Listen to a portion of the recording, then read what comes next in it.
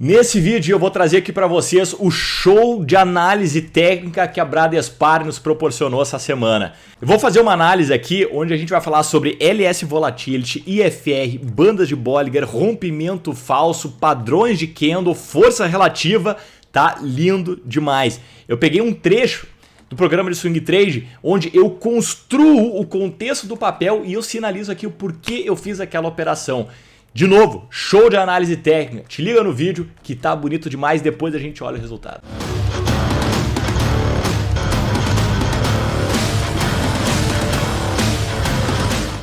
Olha o que a Bradespar está fazendo. Tá? Vamos construir o cenário da Bradespar para entender o que significa esse candle que ela produziu ontem. Gráfico semanal da Bradespar. Vou pegar o IFR. Tá? O IFR para a gente entender a sobrecompra do papel no gráfico semanal. Bom, o IFR estava bastante sobrecomprado, né? Chegou nos níveis de 88,5. Tá? Então uma sobrecompra muitíssimo importante. As bandas de Bollinger de 3 períodos foram testadas, né? Mas nós não tivemos o fechamento acima dela. Tá? O LS Volatility no gráfico semanal está bastante sobrecomprado. Então, na Bradespar, eu tenho aqui, olhando o contexto macro, e é por isso que a gente está olhando o gráfico semanal, nós temos IFR sobrecomprado e nós temos LS Volatility também demonstrando sobrecompra. Ou seja, nós temos a pena secundária do papel esticada, assim como a pena terciária do papel esticada no gráfico semanal. Então, eu já consigo entender que o contexto do papel no semanal é de queda, tá? Ou melhor, nós temos que procurar por vendas. Tá? Pode até ser que o papel continue subindo, mas o trade que a gente vai focar no time frame menor, dado o contexto do gráfico semanal, é o de queda. Tá? Então, olhamos o semanal para entender mais o contexto macro. Agora a gente olha aqui o gráfico diário para estar em linha com o gráfico semanal. Né? Não adianta ficar buscando qualquer venda aqui no diário, só porque o semanal está indicando sobrecompra. A gente precisa de um sinal. E aí nós temos aqui 3 importantes candles que vão corroborar com esse cenário do gráfico semanal. Quais são eles, galera? São esses últimos 3 candles. Nós tivemos aqui uma barra de muita força compradora depois de uma tendência já ter estabelecida. Tá? A tendência de alta já vinha acontecendo. E isso aqui é uma barra que ainda força mais a alta. Com consequência disso, nós tivemos uma sobrecompra muito importante. Porque aqui, além do FR14 estar sobrecomprado, além do LS Volatility estar sobrecomprado, no gráfico diário nós tivemos também um fechamento acima da banda de 3 períodos. O que não é pouca coisa. Não é pouca coisa. Banda de 3 períodos, galera, ela contempla mais de 99% dos dados. Pelo menos olhando a curva gaussiana, tá? A curva de distribuição normal. E se a gente for auferir aqui os pontos da Bradespar, para entender a quantidade de vezes que algum preço se aproxima da banda de 3 períodos, a gente vai ver que é mais ou menos por aí.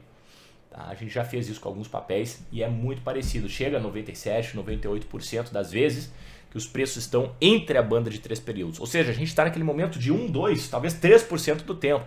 Então mostra uma sobrecompra também muito importante. Na barra seguinte, a gente tem aqui um padrãozinho de candle, né? Que é o enforcado.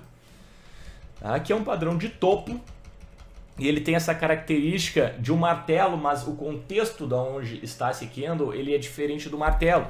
Enquanto o martelo a gente busca por compras e a gente busca ele depois de um processo de queda, o enforcado, que tem a mesma cara do martelo, ele acontece depois de um movimento de alta. Então nós temos aqui o segundo sinal de candle no gráfico diário que demonstra pressão de venda, né? Ou que no mínimo mostra que os compradores estão um pouco mais fracos. E aí na terceira barra, que é a barra de ontem, a gente tem aqui o gatilho verde para a gente pensar em operar. Até então, tudo que a gente estava fazendo aqui é analisar o contexto. A gente analisou o gráfico semanal, IFR, LS Volatility, a gente analisou as barras do gráfico diário e agora a gente está então com uma barra que demonstra pressão de venda, que sim, a gente tem uma operação de venda. Tá? Depois de toda essa construção, eu deixo então aqui um gatilho de venda na perda mínima no 75,77 com stop acima da máxima dessa barra a 77,90. E como se não fosse o suficiente tudo isso, a gente entra no gráfico de 60 minutos e percebe que no gráfico de 60 minutos, isso aqui é só a cereja do bolo, tá? Mas é uma cereja fantástica.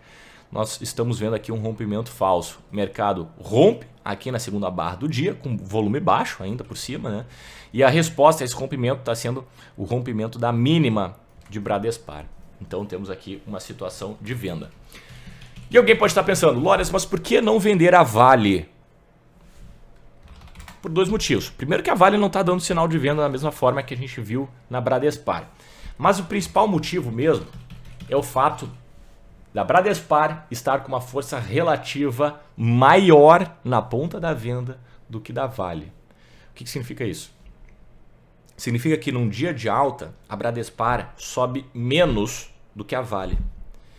Em outras palavras, a força relativa na compra da Vale está mais forte.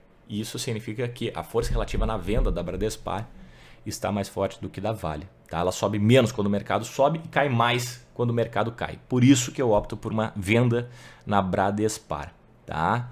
Contexto muito bonito. Temos o contexto favorável, sinal favorável. É tudo que a gente precisa para um trade. Certo? Então agora a gente passa aqui pelos outros papéis. Rapidamente, né? Já vi que eu me estendi na Bradespar, mas é que o sinal foi importante, não poderia ser diferente, galera. E agora a gente vai dar uma olhada no resultado. O que aconteceu depois de toda essa análise? Tá aqui, pessoal. Bradespar acionou nesse dia. 2, 3, 4 dias depois, a gente viu o papel batendo no alvo e gerando condições, sim, de cair mais. E aí, galera, gostaram da análise? Te ajudei de alguma forma a entender a forma como eu olho para os papéis, interpreto e faço as minhas análises? Se sim, então deixa aquele gostei, compartilhe esse conteúdo para mais gente entender como a gente pode utilizar a análise técnica a nosso favor, como a gente utiliza de forma objetiva essa ferramenta que é tão importante. Te inscreve no canal também e aciona o sininho para te receber os próximos conteúdos e ficar por dentro aqui de mais análise técnica, tá bem? Fico por aqui, fortíssimo abraço e até mais.